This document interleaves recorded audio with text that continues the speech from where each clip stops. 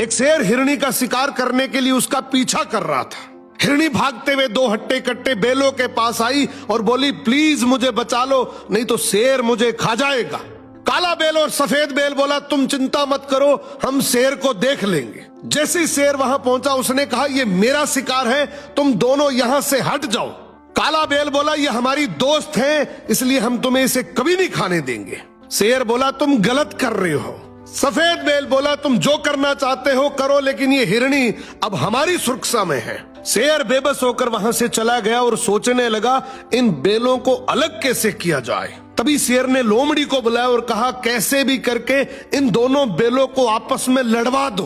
तू एक बार इन दोनों को अलग करवा दे, फिर मैं एक एक करके दोनों को खा जाऊंगा। लोमड़ी बोली, जी हुजूर, अभी जाती हूँ। सबसे पहले लोमड़ी सफेद बेल के पास गई और बोली, मैं तुम्हें एक बात बता रही हूँ, आगे मत करना।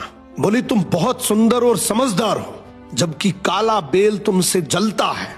फिर लोमड़ी काले बेल के पास गई और बोली, तुम इतने हट्टे कट्टे, इतने ताकतवर हो, जबकि सफेद बेल कहता है कि हम दोनों शेर से इसलिए बचे हुए हैं क्योंकि मेरे में समझदारी है, वरना शेर कब का ही हमारा शिकार कर लेता। ये तो गलत बात है, मेहनत तो तुम ज्यादा करते हो और सारा क्रेडिट वो ले रहा है। अब धीरे धीरे दोनों बेलों में लड़ाई शुरू हो जाती है और एक दिन ऐसा आया कि दोनों ने अलग अलग रहने का फैसला कर लिया।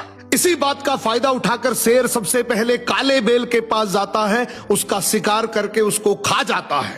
अब लोमड़ी कहती है, हुजूर, सफेद बेल भी जंगल में अकेला घूम रहा है। शेर तुरंत उसकी तरफ दौड़ता है और उसे भी अपना शिकार बना लेता है। इसीलिए कहते हैं, भाई भाई जब तक साथ हैं, कोई कुछ नहीं बिगाड़ सकता। और जैसे ही एक दूसरे से अलग हुए, हर गली नुक्कड़ पर ऐसी लोमड़ियां बैठी हैं जो उस अकेलेपन का फायदा उठा सकती है।